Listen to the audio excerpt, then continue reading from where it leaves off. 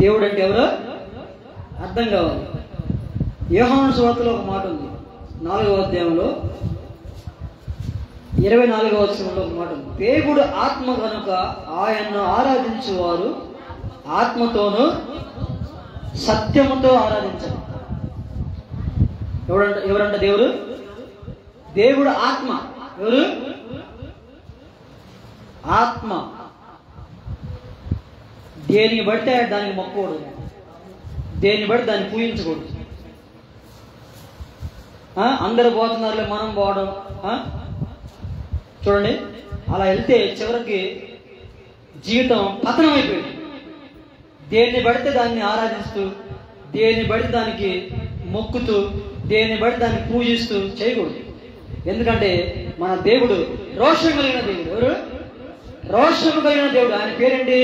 నేను రోషము కలిగిన దేవుడు. వాక్యం చెప్తుంది, నువ్వు దేవునికి రోషం పుట్టించకూడదు. ఆయనకి రోషం వచ్చింది. మనకి ఎంత రోషం ఉంటే ఆయన ఎంత రోషం ఉంటుంది?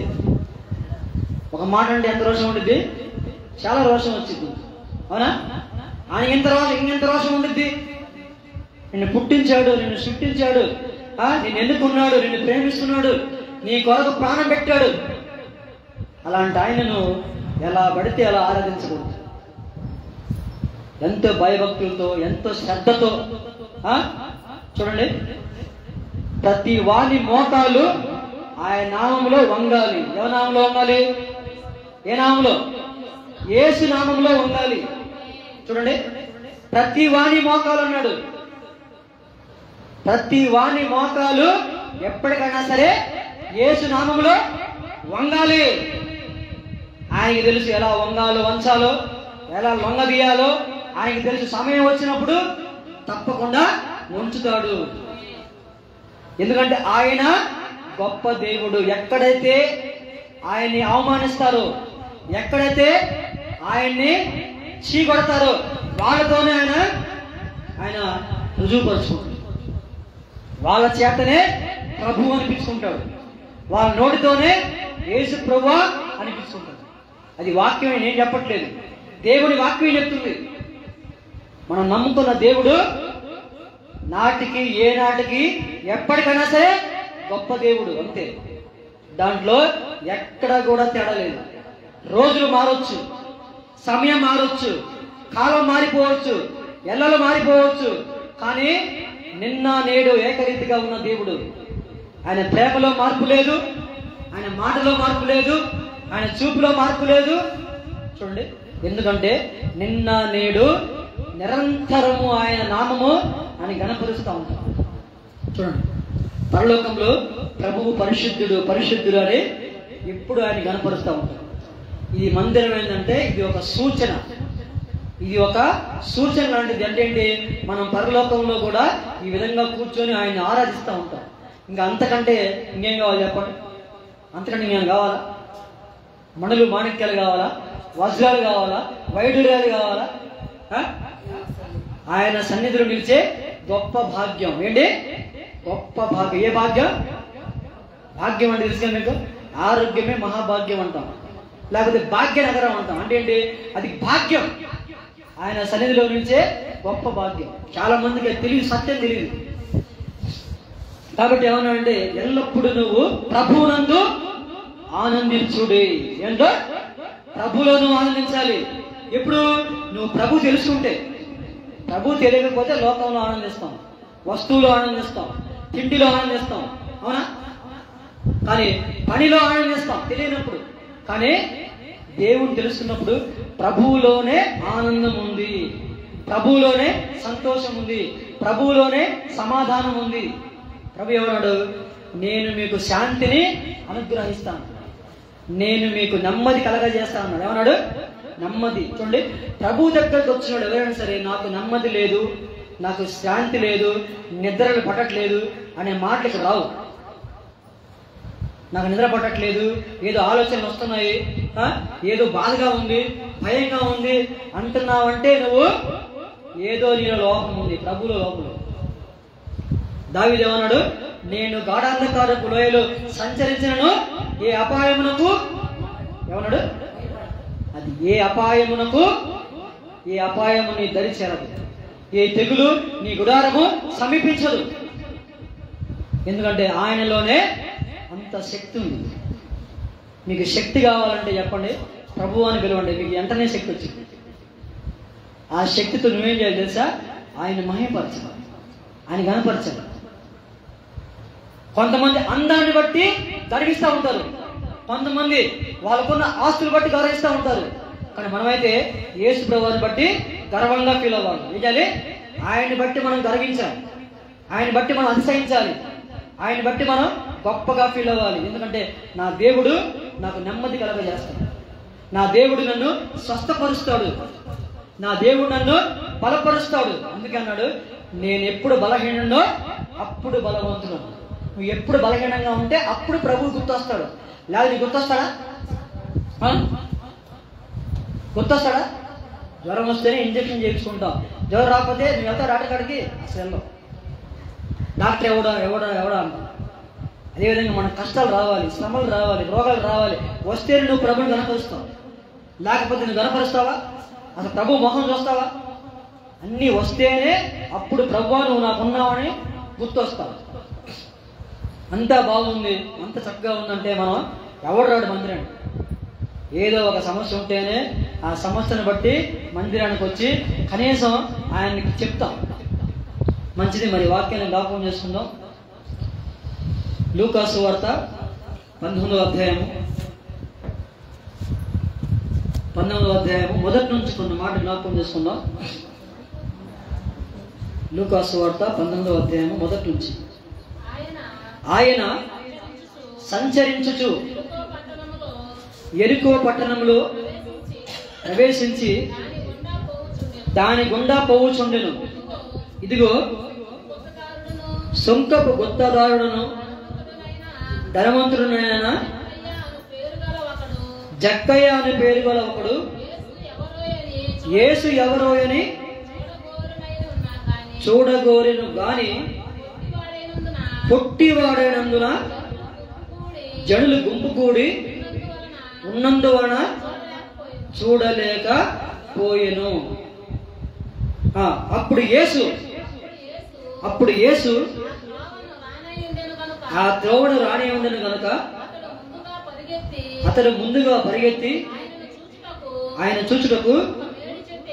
చూడండి, ఎవరైనా జక్కయ్య, ఎవరు మన ఇంటి దగ్గర ఉన్న జక్కయ్య కాదు, మన ఇంటికాడ ఉన్న యాకోబు కాదు.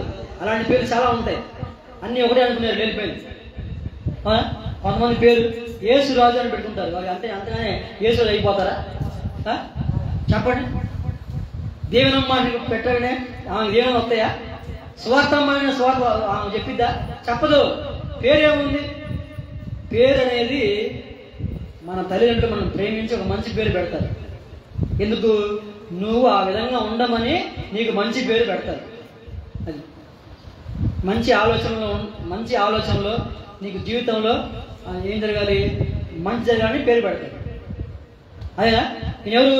జక్కయ్య. ఎవరైనా జక్కయ్య, ఈయన పేరు జక్కయ్య. ఈయన బాగా డబ్బున్నవాడు. ఆయన ఇన్కమ్ ట్యాక్స్ ఆఫీసర్, అంటే పన్నులు వసూలు చేసేవాడు.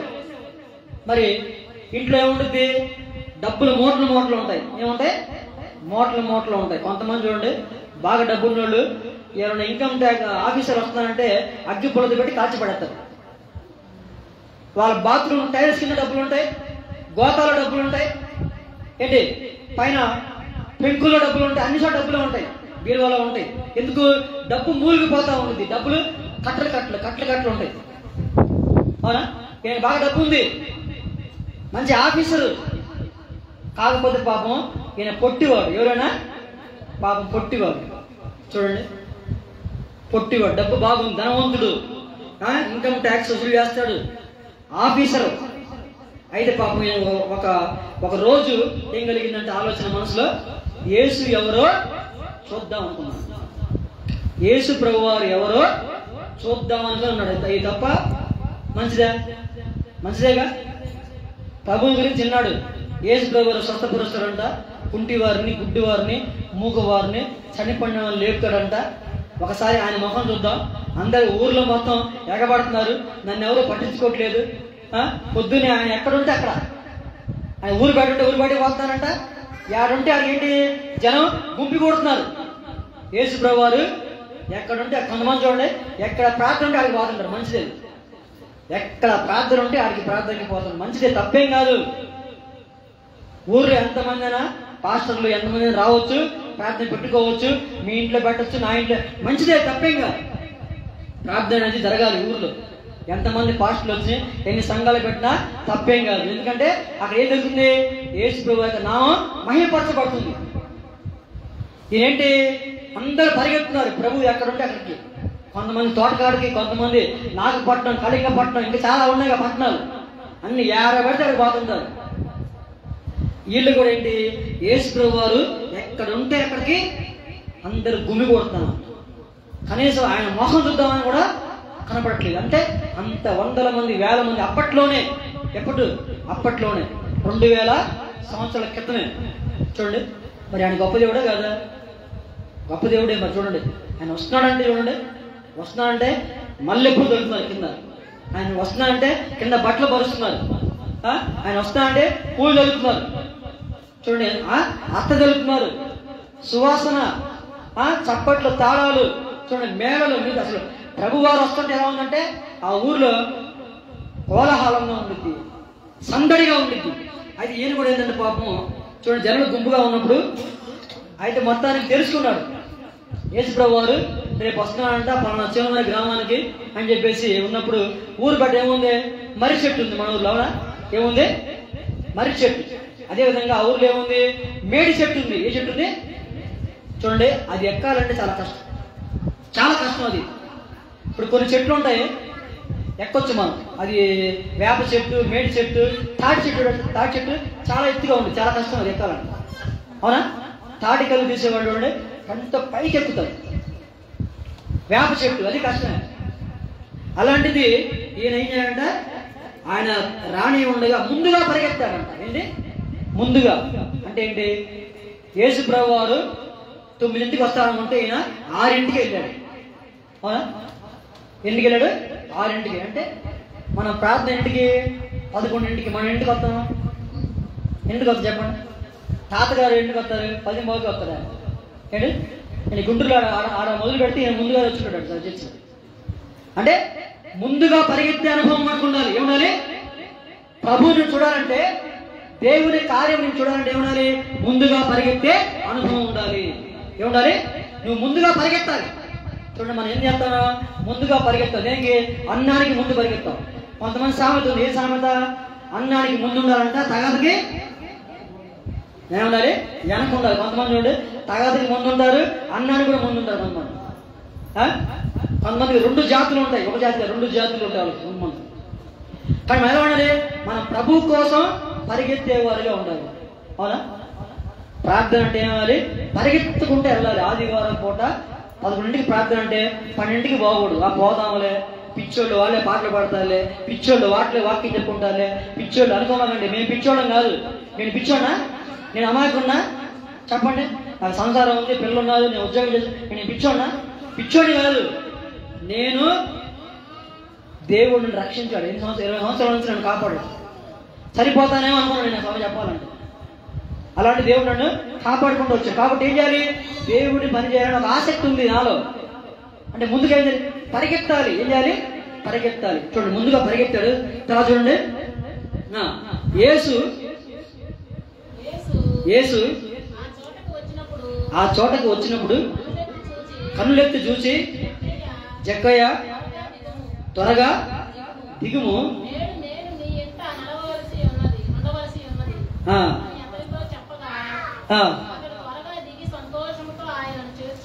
చూడండి 100 మంది ఉన్నారట, 100 మంది, 1000 మంది ఉన్నారు. ఎవరి కోసం, యేసు ప్రభు వారి కోసం.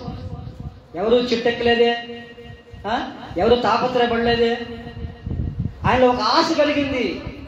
ఏం కలిగింది, యేసు ప్రభు వారు నేను ఎలాగైనా ఆయన ముఖాన్ని నేను చూడాలి, ఆయన ముఖాన్ని నేను చూడాలి. మాట్లాడటం పక్కన పెట్టు, ఆయన ముఖాన్ని నేను చూడాలి, ఆయన అందాన్ని నేను చూడాలి, ఆయన కార్యాన్ని నేను చూడాలి అనేటువంటి ఒక ఆలోచన ఉండాలి. మనం కూడా ఏముండాలంటే యేసు ప్రభు వారి కోసం పరిగెత్తేవారుగా ఉండాలి. ఏముండాలి? ప్రార్థన 11 కంటే మనం ఒక గంట ముందుగానే రెడీ అయి ఉండాలి. అవునా? చూడండి, ఇప్పుడు అన్నం పెడతారంటే తినేవాళ్ళ లేవక ముందే 2-3 బార్లు అటు నిలబడి ఉంటారు. ఎందుకు? తిండి కోసం తాపత్రయపడుతున్నారు. కానీ మనమైతే యేసు ప్రభు వారి కోసం తాపత్రయపడాలి. దేవుడు నా జీవితంలో కార్యం చేశాడు, చేస్తాడు, రక్షించాడు, మేలు చేశాడు. ఇప్పుడు మనల్ని దేవుడు సమానంగా చూస్తున్నాడు లేదా? సమానంగానే చూస్తాడు. సమానంగా చూస్తేనే ఆయన్ని మనం ఆరాధిస్తున్నాం. అవునా? పైన చూస్తే అంటే అందరూ ఒకలా కనపడతారు. అవునా? పైన చూస్తే అందరూ ఒకలా కనపడతారు. అదే కింద నుండి మనం చూస్తే ఒకళ్ళు ఎత్తుగా, ఒకళ్ళు పొట్టిగా అలా ఉంటారు. ఈయన పొట్టివాడైనప్పటికీ ఈయనలో ఏముందంటే ఆయన శరీరం సహకరించట్లా. ఎక్కాలంటే జారి కింద పడుతున్నాడు, ఎక్కలేకపోతున్నాడు, అది జారిపోతుంది. అయినా ఈయన పొట్టివాడు కాదు, ఈయన గట్టివాడు. ఎందుకంటే ఈ గట్టివాడు ఎలాగైనా సరే చెట్టు ఎక్కాడు. ఇప్పుడు చెట్టు ఎక్కాలంటే కష్టం, అది రౌండ్గా ఉండిద్ది, జాగ్రత్త ఉండిద్ది. ఆయనకి ఆరోగ్యం బాగలేకపోవచ్చు, జ్వరం వచ్చి ఉండొచ్చు, తలకాయ ఉండొచ్చు. రాత్రంతా ఆలోచించాడు, నిద్ర పట్టలేదు. ప్రభు వస్తాడంట, ప్రభు నేను చూడాలని చెప్పేసి ఒక ఆలోచన, ఒక పట్టుదల, ఒక తీవ్రత, ఒక మంట, ఒక ఆశ ఏం కలిగింది? జక్కయ్యలో కలిగింది. మరి జక్కయ్యకున్న ఆశ మనకెందుకు రావట్లేదు? జక్కయ్యకున్న పట్టుదల మనకెందుకు లేదు? చెప్పండి. జక్కయ్యకున్న ఆశ, ఆయన పట్టుదల, ఆసక్తి మనకెందుకు రావట్లేదు?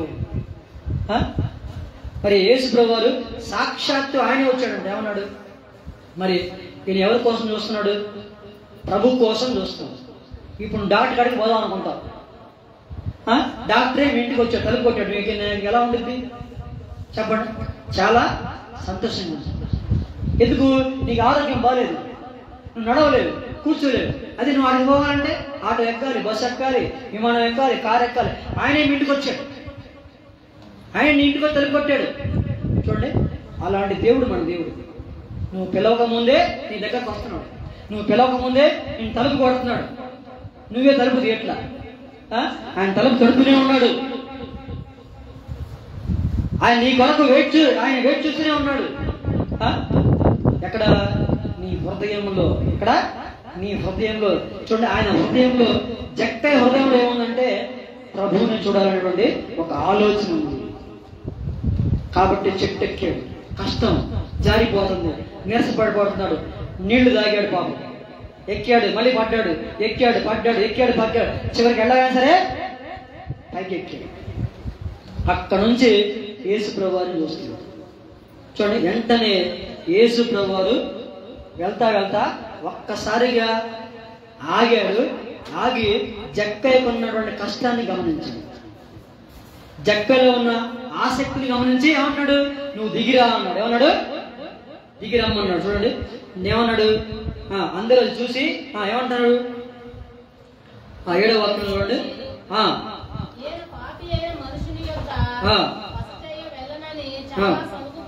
చూడండి, ఆయన జక్కయ్య అంటే అసలు మామూలు కాదు. డబ్బు అంటే ఒక పిచ్చి, డబ్బు అంటే కఠినంగా ఉండేవాడు. అన్యాయంగా డబ్బు సంపాదించాడు, అన్యాయంగానే సంపాదించుకోవడం పెట్టుకున్నాడు డబ్బులు. అవునా? కానీ ఏదో రకంగా తన జీవితంలో ఒక్కసారైనా ప్రభు నేను చూడాలి అనేటువంటి ఆలోచనతో ముందుకు వెళ్ళాడు. చూడండి, కాబట్టి ఏముంది అక్కడ? చూడండి, ఆయన ఏమన్నాడు? వాళ్ళు ఏమనుకుంటున్నారు? ఈయనేంది వాళ్ళ ఇంటికి వెళ్ళాడు. కొంతమంది మాటలు భలే ఉంటాయి. ఈయనేంది వాళ్ళ ఇంటికి వెళ్ళాడు, వాడు అసలు మంచుడు కాదు, వాడు పాపిస్తోడు, ముదర్చిపోడు, వాడు పిసినారోడు, వాడు లంచగొండి, వాడు పాపిస్తోడు. అసలు ప్రభు వచ్చింది ఎవరి కోసం? ప్రభు వచ్చిందే అలాంటి వాళ్ళ కోసం. ఎవరి కోసం? పాపిస్తుల కోసం, లంచగొండల కోసం, వ్యభిచారుల కోసం, రోగంలో ఉన్న వాళ్ళ కోసం, బాధల్లో ఉన్న వాళ్ళ కోసం, కష్టాల్లో ఉన్న వాళ్ళ కోసం. అవునా? ఆయన వచ్చింది అలాంటి వాళ్ళ కోసం. ఎవరి కోసం? పాపి. వాళ్ళు ఏమనుకుంటున్నారు? వాళ్ళు ఏమని అనుకోని ప్రభు ఆలోచించాడా? ఎవరేమన్నా అనుకో, నాకెందుకు, నాకు జక్క కావాలి. జక్కలో ఏముంది? ఒక మంచి ఆలోచన కలిగింది. చూడండి, ఇంకా మనం చూస్తే జక్క నిలవబడి ఏమంటున్నాడు? నిలవబడి, ఇదిగో ప్రభువా, చూడు ఏమంటాడు జక్క, ఏమంటాడు? నా ఆస్తిలో సగం ఏమంటాడు? ప్రభు ఏమని అడిగాడా? ప్రభు ఏమని అడిగాడా? నీ డబ్బు ఏమని అడిగాడా? ప్రభు ఎప్పుడు కూడా నీ డబ్బు అడగడు. నీ డబ్బు అనేది అవసరం లేదు. ఆయనకేం కావాలి? నీ మనసు కావాలి. ఏం కావాలి? నీ హృదయం కావాలి, నీ ఆలోచనలు కావాలి, నీ చూపు కావాలి, నీ ఊపిరి కావాలి, నీ చేతులు కావాలి. ఆయనకి ఎందుకు చేతులు? చప్పట్లు కొట్టడానికి. నోరు ఎందుకు? ఆయన కనపరచడానికి. కళ్ళు ఎందుకు? వాక్యం చదవడానికి. చెవులు ఎందుకు? వాక్యం వినటానికి. ఏ వినటానికి? వాక్యం వినటానికి. ముసలం ముచ్చట్లు చెప్పడానికి కాదు. అందుకే ఏమన్నాడు? అపవిత్రమైన ముసలమ్మ ముచ్చట్లు ఏమన్నాడు? అపవిత్రమైన ఉంటాయి. ముచ్చట్లు ఎలా ఉంటాయి? మంచిగా ఉంటాయా? సొంత వాక్యాలు ఉంటాయా? నీతి వాక్యాలు ఉంటాయా? వాక్యం ఉండిద్దా? యోహాను సువార్త ఉండిద్దా మాటల్లో? లూకా సువార్త ఉండిద్దా? అబ్రహాం గురించి ఉండిద్దా మాటల్లో? ఏముండిద్ది? కాశ్మీర్ నుంచి కన్యాకుమారి వరకు, శాంతమ్మ కాడ నుంచి ధనలక్ష్మి కాడికి పోతాయి ముచ్చట్లు. ఎక్కడికి పోతాయి? ముందుగా ఒక పేరు స్టార్ట్ చేస్తే ఎక్కడికో మొత్తం ఊర్లో ఉన్న వాళ్ళు చరిత్ర అంతా మొత్తం భాగవతం మన దగ్గర ఉండిద్ది. అక్కడ మనసులో ఒక భాగవతం ఉంది. ఆ భాగవతంలో అందరి చరిత్రలు ఉంటాయి. అడుగు కొంతమందిని, బ్రహ్మాండంగా చెప్తారు. అసలు మొత్తం చెప్తారు, కూర్చొచ్చినట్టు ఆమె చేసిన మొత్తం చెప్తారు. అవునా? కొన్ని లేనిపోయి కూడా చెప్తారు అసలు ఏది విషయం. చూడండి, అయితే జక్క ఏమన్నాడు? నా ఆస్తిలో సగం పేదలకు ఇస్తాను.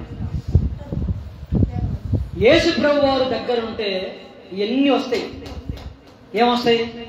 మంచి ఆలోచనలు వస్తాయి. చేసిన పాపం ఒప్పుకుంటాం. అవునా? చేసిన పాపం, అన్యాయాన్ని ఒప్పుకుంటాం.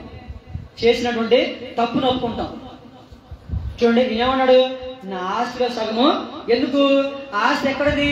అన్యాయంగా సంపాదించాడు. ఇప్పుడు ఆస్తి అనేది ఏంటి?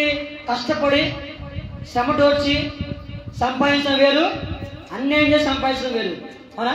కష్టపడ్డాం అనుకో, మంచిది. అయ్యా పలానా వ్యక్తి కష్టపడ్డాడు, సంపాదిస్తానని చెప్పుకుంటారు. అదే కష్టపడకపోతే, అన్యాయం చేస్తే, మోసం చేస్తే ఏమంటారు?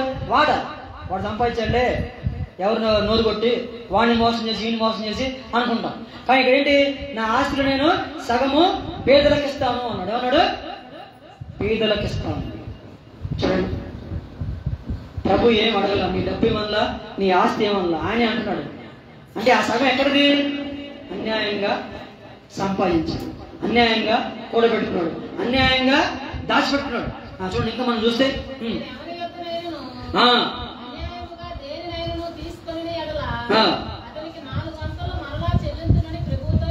అదే అసలు మాట ఇది, అసలు విషయం ఇది. ఏమంటాడు? నేను ఎవరి ఇద్దరును అన్యాయముగా తీసుకుంటే, అంటే అర్థమైంది, వాడు తీసుకున్నాడని చెప్తున్నాడు. ప్రభు అని అడిగాడు, నువ్వు తీసుకున్నావు అన్నాడా? నువ్వు దొంగ అన్నాడా? నువ్వు విచారం అన్నాడా? నువ్వు మోసం అన్నాడా? ప్రభు ఎక్కడ అన్నమాట? ఆటోమేటిక్గా నిజం అనేది ఏమవుతుంది? వెళ్ళగక్కుతున్నాడు. కొంతమంది చూడండి, పచ్చి వాస్తవాలు చెప్తారు, నిజాలు చెప్తారు. ఇప్పుడు ఒక సమయంలో ఈయన కూడా ఏం చేస్తున్నాడు? ముందేమో నా ఆస్తి నేను పేదలకు ఇస్తా అన్నాడు. తర్వాత ఏమంటాడు? నేను అన్యాయంగా తీసుకుంటే దానికి 4 అంతులా చెల్లిస్తా అంటాడు. అంటే ఏంటి? ప్రభు అడగక ముందే, ప్రభు చెప్పక ముందే ఈయనే అడుగుతున్నాడు. ఇక నేను అన్యాయంగా సంపాదించుకున్నాను, అన్యాయంగా కూడబెట్టుకున్నాను, ఇదిగో పలానా పాపం చేశాను, పలానా నోడు కొట్టానని ఈయన చెప్తున్నాడు. ఎవరు? జక్కయ్య ఒప్పుకుంటున్నాడు. చూడండి, అది ఉండాలి. ఆ ఒప్పుకునేటువంటి అనుభవం మనకు ఉండాలి, పరిగెత్తే అనుభవం మనకు ఉండాలి. ప్రభు కాళ్ళ కాడ నిలబడి ఒప్పుకునేటువంటి అనుభవం మనకు ఉండాలి. దేవుడు అదే కోరుకుంటున్నాడు. నువ్వైనా నేనైనా సరే చేసిన పాపాన్ని, తప్పుని, మోసాన్ని ప్రభువు దగ్గర కప్పుకుంటే అని ఏమన్నాడంటే, కప్పు కనుక ఒప్పుకున్నవాడు ధన్యుడు. ఏమన్నాడు? ఆయన ముఖకాంతిలో అంట మన రహస్య పాపములు తెలుస్తున్నాయంట. ఏ కాంతిలో? ముఖ కాంతిలో, ఏమ కాంతిలో? ముఖ కాంతిలో మన రహస్య పాపములు అంటే ఏంటి? రహస్యంగా చేసిన పాపాలు కనబడతాయి, కనబడకుండా ఉండవు. ఆయన దగ్గర కెమెరా ఉంది. కొంతమంది షాప్కి వెళ్తారు, వెళ్ళినప్పుడు కెమెరా ఉండిద్ది, జాగ్రత్త. ఒక ఆమె అయితే నాకు తెలిసి ఒక బంగారు రింగు జేబులో పెట్టుకుంది, తీసుకొచ్చి ఎక్కడ తీసుకొచ్చింది? ఈ ఊర్లోనే ఒక ఆమె, పేరు చెప్పట్లేదు, నాకు తెలుసు. ఇంటికి తీసుకొచ్చింది పాపం. ఆడ అక్కడ కెమెరాలో చూశాడు, చూసి ఫోన్ చేశాడు, రింగు మిస్ అయిందని చెప్పేసి. వెంటనే వెళ్ళిపోయారు. ఎందుకు? మళ్ళీ అది కేసు వేసి లోపల వేస్తారు, తీసుకెళ్ళి. అంటే ఏంటి? మొత్తం గమనిస్తూ ఉంటాడు. నువ్వేం చేసినా, నేనేం చేసినా. నువ్వు టీవీ చూస్తున్నావా, మొగల రేకులు చూస్తున్నావా, సిమెంట్ రేకులు చూస్తున్నావా, లేకపోతే ఎండమావులు చూస్తున్నావా, అమెరికా అబ్బాయి చూస్తున్నావా, మొత్తం ఆయన తెలుసు. సినిమా పాటలు పాడుతున్నావా, సినిమా పాటలు చూస్తున్నావా, టీవీ ఆన్ చేసి చూడగొట్టమని చూస్తున్నావా, ఇవన్నీ కూడా ఆయన గమనిస్తున్నాడు. కొంతమంది చూడండి, వార్తలు అంటే పడి సత్తారు. ఏ వార్తలు? లోక వార్తలు. ఏ వార్తలు? ఇప్పుడు ఉన్నాయి కదా, టీవీ నేను, ఎన్టీవీ, అలా కొన్ని ఛానల్స్ ఉన్నాయి. నువ్వు టీవీ పెట్టావనుకో మొత్తం తెలిసిపోతుంది, ఏ ఊర్లో ఏం జరుగుతుందో. ఒకసారి నేను ఇక్కడ నుంచి ఎలక్షన్ ఓటేసి వెళ్తుంటే ఆడికి వెళ్ళగానే మన ఊరు టీవీలో కనబడుతుంది. ఈ ఇద్దరు పోయారు, టీవీ చూస్తుంటే మన ఊరి పేరు వస్తుంది, నా గొడవ జరుగుతుందని చెప్పేసి. నాకు తెలియదు, టీవీ వాడికి అర్థమైంది. అన్ని వార్తలు దేంట్లో ఉంటాయి? టీవీలో ఉంటాయి. రిపోర్టర్స్ కొంతమంది రిపోర్టింగ్ చేస్తూ ఉంటారు. ఊరు మొత్తం తిరిగి రిపోర్టింగ్ చేస్తూ ఉంటారు. ఎక్కడ ఏం జరిగిందో బ్రహ్మాండం చెప్తారు. ఏ వార్తలు అయ్యి? లోక వార్తలు. ఏంటంట? అందుకే అన్నాడు, లోక వార్తలు నువ్వు చెప్పుకోకుండా ఆదివారం పూట మందిరంలో గడపమంటున్నాడు. ఏ వార్తలు? లోక వార్తలు మనం ఆదివారం పూట చెప్పుకోకూడదు. చూడండి అక్కడ ఆ లోక వార్తల కంటే కూడా పరలోక వార్తలు ఉంటాయి. ఏం వార్తలు ఉంటాయి? ఏ వార్తలు? పరలోక వార్తలు. ఆదివారం పూట 11 నుంచి 1 గంట వరకు ఈ మందిరంలో వినపడతాయి. ఏ వార్తలు? పరలోక వార్తలు. ఏం కావాలి మీకు ఇప్పుడు? ఏ వార్తలు? పరలోక వార్తలు. అంతకుముందు మా ఇంట్లో టీవీ ఉండేది. మా వాళ్ళు మొత్తం 6ంటికి వచ్చి మా ఇంట్లో కూర్చునేవాడు టీవీ కోసం. కూర్చుని అయిపోయినాక వేసేవాడు కదా. అప్పుడు టీవీ మా ఇంట్లో తప్ప ఎవరింట్లో లేదు అప్పుడు, అప్పట్లో నేను చిన్నప్పుడు. అంటే ఏంటి ఆ వార్తలు? ఏంటి? లోక వార్తలు, లోక సమాచారం. ఇక్కడ ఏముంటుంది? పరలోక సమాచారం. ప్రభువుని గురించిన మాటలు, ఆయన శక్తి, ఆయన బలం, ఆయన మహిమ. ఎక్కడ? దేవుని మందిరంలో చెప్పుకుంటా ఉంటాం, ఆయన కనపరుస్తూ ఉంటాం. చూడండి ఏమంటాడు? నేను చెల్లిస్తా అంటున్నాడు. అవునా? ఈయనెవరు? యేసు వారు పోలీసులు అంటాడు. జక్క ఎవడు? ఒక దొంగలు అంటాడు. మొత్తం ఒప్పుకుంటున్నాడు. కొట్టక ముందే, రివాల్వర్ చూపించక ముందే. చూడండి ఆయన రివాల్వర్, ఆయన దగ్గర ఏముంటుంది? రివాల్వర్ ఉంటుంది. బుల్లెట్ తగలక ముందే నువ్వు ఒప్పుకోవాలి. లేకపోతే ఏం చేస్తాడు? బుల్లెట్ తో నేను షూట్ చేస్తాడు. ఎందుకంటే ఆయన మాటలు AK-47 కంటే బలంగా ఉంటాయి. యేసుప్రభు వారి యొక్క మాటలు ఎలా ఉంటాయి? ఆయన మాటలు చూడలాగా వెళ్ళిపోతూ ఉంటాయి. ఆయన మాట్లాడడం విన్నాడంటే కంపల్సరిగా ఆ మాటకి పట్టుబడాల్సిందే, ఆయన మాటకి లోబడాల్సిందే. ఆయన వాక్యము సజీవమై బలము గలదై వాడి అయినా 200 కట్టగలం కంటే బలమైన దేవుని వాక్యం. దేవుని వాక్యం అంట జుంటి తేనె దారుల కంటే మధురమైనది, తీపి అయినది. టీవీలో ఏముంది? సీరియల్స్లో ఏముంది? సినిమాల్లో ఏముంది? అంత బూడిదే ఉండేది, అంత మాయ. ఏ మాయ? అది లోక మాయ. అది కాదు, ఆ మాయల నుంచి నువ్వు బయటికి రావాలి ఎప్పటికైనా సరే. ఇంకా ఇంటికి వెళ్ళి టీవీ పెట్టుకొని సినిమాలు, పాటలు, వార్తలు కాదు, నీ టీవీలో దేవుడి పాటలు విను. అర్థమైందా? నీ టీవీలో ఏం పెట్టుకోవచ్చు? పాటలు వినొచ్చు, దేవుని వాక్యం వినొచ్చు. ఎక్కడ? మన ఇంట్లో. అందుకే నీతి మంతుల గుడారంలో రక్షణ సంగీత సునాదము వినబడుచున్నది అన్నాడు. ఏమన్నాడు? వినబడుచున్నది. మన ఇంట్లో ఏం వినపడాలి? దేవుని పాటలు వినపడాలి, దేవుని మాటలు వినపడాలి, ప్రార్థన ఉండాలి. అప్పుడు ప్రతి ఇల్లు ఒక మందిరంగా మార్చబడుతుంది. నీ హృదయము మందిరంగా మార్చబడాలి. అందుకే దేవుడు కోరుకుంటుంది. అప్పుడు మీ ఇంట్లో ఆశీర్వాదం, మీ ఇంట్లో ఒక దేవుని ఉంటుంది, మీ ఇంట్లో దేవుని అప్పుడు దేవుడు మీ ఇంటికి వస్తాడు. జక్క ఇంటికి ఎలాగొచ్చాడో దేవుడు కూడా నీ ఇంటికి వస్తాడు. ఇంటికి రావాలంటే ఏం చేయాలి? నీలో ముందుగా పరిగెత్తేటువంటి అనుభవం ఉండాలి. పాపాన్ని ఒప్పుకునేటువంటి అనుభవం ఉండాలి. ఇంకా మనం చూసినటువంటి ఏమంటాడు? ఇతడు కూడా అబ్రహాము కుమారుడే. ఎందుకనగా ఏమంటాడు? నేడు ఈ ఇంటికి ఏమొచ్చిందంట? రక్షణ వచ్చింది. ఏమొచ్చింది? రక్షణ వచ్చింది. ఏ ఇంటికి? జక్క ఇంటి. ఇప్పుడు మనం ఇక్కడ ఉన్నాం కదా, మన ఇంటి ప్రతి ఒక్క ఇంటికి ఏమొచ్చింది? రక్షణ వచ్చింది. రా, ఏమొచ్చింది? మీ ఇంటికి ఏమొచ్చింది? రక్షణ వచ్చింది. మా ఇంటికి ఏమొచ్చింది? రక్షణ వచ్చింది. దేవుడు మనకున్నటువంటి ఆసక్తి గమనించాడు, ప్రేమను గమనించాడు, మన మాట గమనించాడు, మన నడక గమనించాడు, ప్రవర్తన గమనించాడు. ఇవన్నీ గమనించి దేవుడు నిన్ను చెయ్యి బట్టి పట్టుకొని నువ్వు ఎక్కిన చెట్టుని కిందకి దించాడు. అవునా? నువ్వు ఎక్కిన చెట్టు నుండి, అంటే నీ కష్టాల్లో నుంచి దేవుడు నిన్ను కిందకి తీసుకొచ్చాడు. చెట్టు ఎక్కిన జక్కని పట్టుకొని కిందకి లాగాడు. అంటే ఏంటి? కష్టాల్లో ఉన్న వ్యక్తుల్ని, సమస్యల్లో ఉన్న వ్యక్తుల్ని, వ్యాధుల్లో ఉన్న వ్యక్తుల్ని దేవుడు పట్టుకొని కిందకి నడిపిస్తాడు, దించుతాడు, నిన్ను ఆనందంగా చేర్చుకుంటాడు, నీతో మాట్లాడతాడు. చూడండి, దేవుడు మనతో